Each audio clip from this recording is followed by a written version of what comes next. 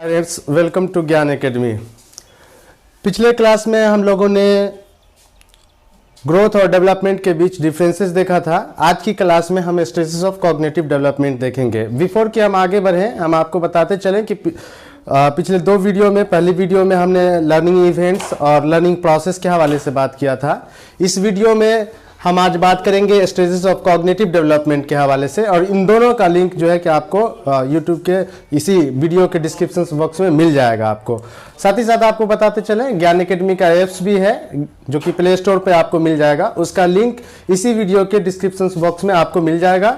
वहाँ पे आपको topic wise free test available है, फ्री टेस्ट अवेलेबल हम लोग करते हैं। साथ ही साथ स्टडी मटेरियल्स भी आप वहाँ से डाउनलोड कर सकते हैं और पढ़ सकते हैं। चलिए एस्पायरेंट्स, बात करते हैं स्टेजेस ऑफ कॉग्निटिव डेवलपमेंट के हवाले से। बेसिकली हमारी सिलेबस में जो प्रिस्क्राइब्ड है उसमें स्टेजेस ऑफ कॉग्निटिव डेवलपमेंट कहा गया है। तो दो साइंटिस्ट को हम लोग देखेंगे, साइकोलॉजिस्ट को देखेंगे बेसिकली। एक तो पियाजे को देखेंगे और दूसरा हम लोग ब्रूनर्स को देखेंगे। तो आज हम लोग इस वीडियो में पियाजे की जो 4 स्टेजेस ऑफ कॉग्निटिव डेवलपमेंट है उसको हम लोग देखेंगे। देखिए, मैं बहुत हवाई बात नहीं करूंगा, आपसे बिल्कुल एकदम सटीक आपसे बात करेंगे। डायरेक्ट जो कैरेक्टरिस्टिक्स है जिस स्टेज की, हम सिर्फ उस कैरेक्टरिस्टिक्स को बात करेंगे जिसको यूजीसी नेट में बार बार पूछा जाता है। देखिए, सबसे पहली जो स्टेजेस ऑफ कॉग्निटिव डेवलपमेंट है उसमें सेंसरी मोटर स्टेज आता है, जिसमें 0 से लेकर के 2 इयर्स तक है। अब इसमें आपने बहुत सारे वीडियो में देखा होगा कि अलग अलग इसको भी इसके जो है कि अलग अलग स्टेज इसमें दिए गए हैं। वो आपको जानने की जरूरत नहीं है, वो सीटेट वगैरह में ठीक है, बट यूजीसी नेट में उसकी कोई जरूरत नहीं है।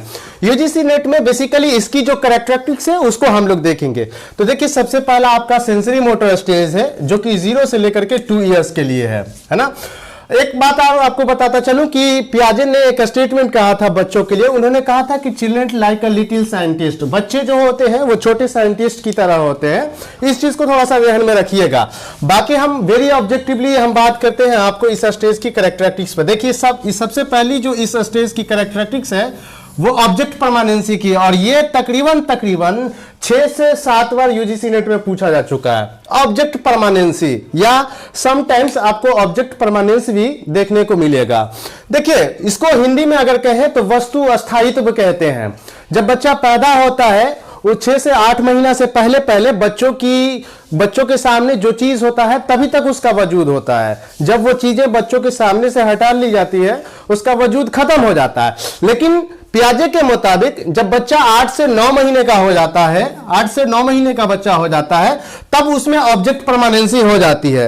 यानी कि मैं अगर बच्चे को ये पेन दिखा दूं और फिर ये पेन को हटा लूं तो बच्चा ये समझेगा कि पेन एग्जिस्ट कर रहा है, पेन है, एक्चुअली में खत्म नहीं हुआ, पेन कहीं ना कहीं रखा हुआ है। इसको कहते हैं ऑब्जेक्ट परमानेंसी, यानी कि वस्तु अस्थायित्व कहते हैं इसको। तो इससे पहले 8 से 9 महीना से पहले क्या होगा कि बच्चे के सामने से अगर कोई चीज हटा लिए तो उसका वजूद उसके खत्म हो गया है ना। बट ऑब्जेक्ट परमानेंसी में क्या होगा कि अगर कोई चीज हटा भी लिए हैं फिर भी बच्चों की स्कीमा जो है, जो कॉग्निशंस है, उसमें बेसिकली उसका वो चीज एग्जिस्ट करेगा। तो एक ऑब्जेक्ट परमानेंसी इस स्टेज की कैरेक्टरिस्टिक्स है या विशेषता है। दूसरा, जो बच्चा होता है यहाँ पे अपने इसका कहते हैं चीजों को सकिंग करके, ग्रास्पिंग करके चीजों को सीखता है। वो आप जानते हैं कि वो जो दुनिया को वो बच्चा समझता है वो मूवमेंट और सेंसेशन के थ्रू दुनिया को समझता है ना। कोई भी चीज आप बच्चे को दीजिएगा वो मुंह में रखना शुरू कर देगा, यानी कि सकिंग और ग्रास्पिंग के थ्रू जो है कि ये दुनिया को समझता है। इसके साथ साथ मूवमेंट, आप देखिए पांव हाथ वो हिलाएंगे है ना, मूवमेंट के थ्रू चीजों को समझेंगे, छू करके देखेंगे चीजों को। और एक बहुत और भी अहम कैरेक्टरिस्टिक्स है, वो गोल डायरेक्टेड बिहेवियर है बेसिकली, है ना। गोल डायरेक्टेड बिहेवियर आप बच्चों को देखेंगे, गोल डायरेक्टेड बिहेवियर होता है उनका। अगर वो कोई चीज पाना चाह रहे हैं तो वो उस चीज को लेकर के रहेंगे, अदरवाइज उसके लिए रोने लगेंगे, है ना। तो वो गोल डायरेक्टेड, अगर कोई चीज उसके सामने है वो उसको चाहिए तो वो उसको चाहिए, है ना। तो एक गोल डायरेक्टेड बिहेवियर्स होता है। दूसरा बात, ऑब्जेक्ट ओरिएंटेड होता है। कोई भी चीज बच्चा देखेगा उसको छूना चाहेगा, है ना, उसको छू करके समझना चाहेगा और वो चीज हासिल करना चाहेगा। तो इसको हम लोग ऑब्जेक्ट ओरिएंटेड स्टेज को। तो नेक्स्ट स्टेप हमारा प्री ऑपरेशनल स्टेज है, जो कि 2 से लेकर के 7 इयर्स का होता है। इस स्टेज में भी फर्दर स्टेज है, बट हम वहां नहीं जाएंगे, हम सिर्फ और सिर्फ आपको कैरेक्टरिस्टिक्स पर ले चलते हैं। वेरी शॉर्ट वीडियो में हम इंपोर्टेंट सिर्फ बातें हम आपको बताएंगे, जो कि जिसके आप डायरेक्ट अटैक कर सकते हैं यूजीसी नेट के क्वेश्चंस को।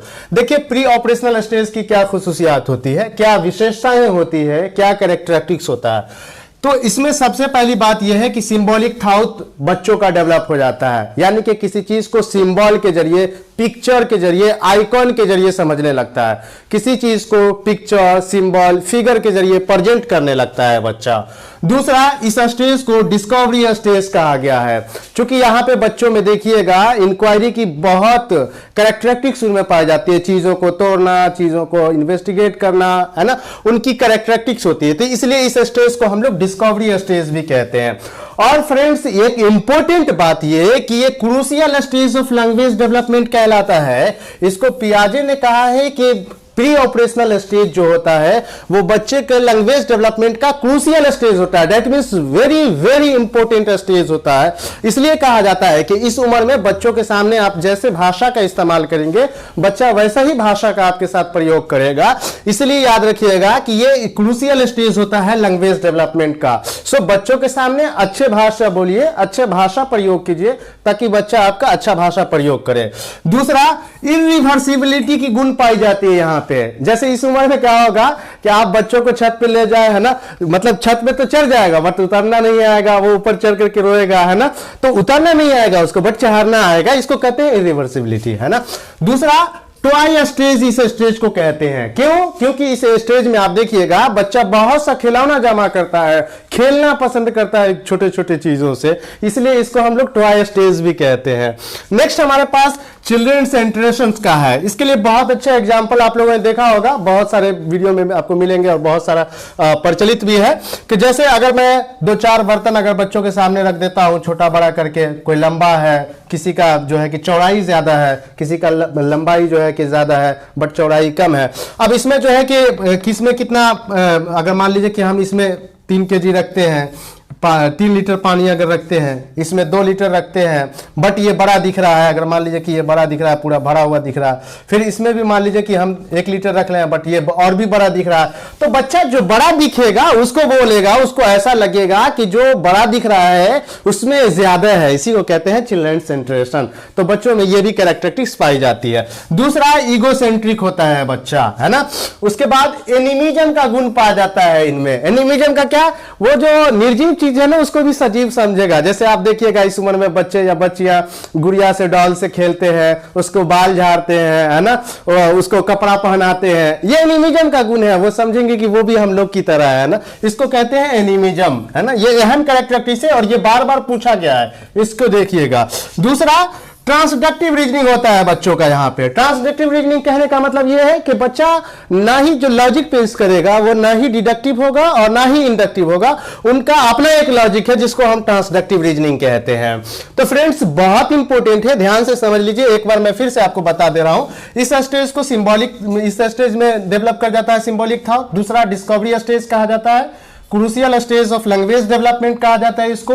इरिवर्सिबिलिटी की गुण पाई जाती है। टॉय स्टेज कहा जाता है इसको, है ना। चिल्ड्रन सेंट्रेशन का गुण होता है यहाँ पे। ईगोसेंट्रिज्म होता है बच्चा। एनिमिज्म का गुण पाया जाता है और साथ ही साथ ट्रांसडक्टिव रीजनिंग होती है। अब हम नेक्स्ट चलते हैं नेक्स्ट स्टेप की तरफ। तो नेक्स्ट स्टेप्स हमारा कॉन्क्रीट ऑपरेशनल स्टेज है, जो कि 7 से लेके 11 साल का होता है। इस स्टेज से भी बहुत बार यूजीसी नेट में सवाल पूछे गए हैं और बड़ी आसान भी है, बस थोड़ा सा समझ लेना है बात को, एकदम क्लियर हो जाएगा।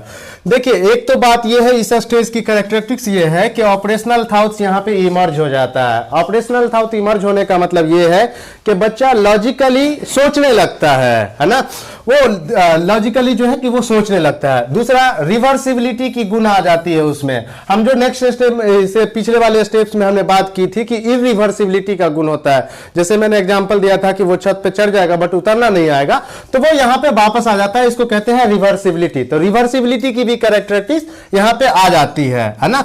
लॉ ऑफ कंजर्वेशन आ जाता है ना। इसके अलावा डिसेंट्रेशन का गुण हो जाता है। वो जो हम बताए थे चाइल्ड सेंट्रेशन, जिसमें हमने एग्जांपल लिया था वो ग्लास वाला, छोटा चौड़ा लंबा वाला, तो उसमें अब वो डिफरेंट कर पाएगा एक्चुअली में, है ना। जिसका ज्यादा, जिसमें ज्यादा मात्रा होगा वो उसी चीज को लेगा, है ना। इसकी समझ उसमें आ जाती है।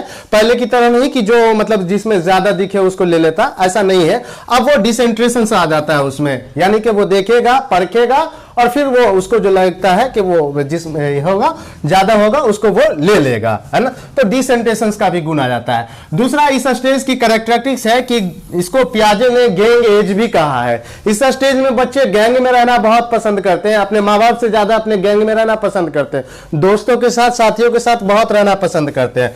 दूसरा सीरियसन डेवलपमेंट होता है ना।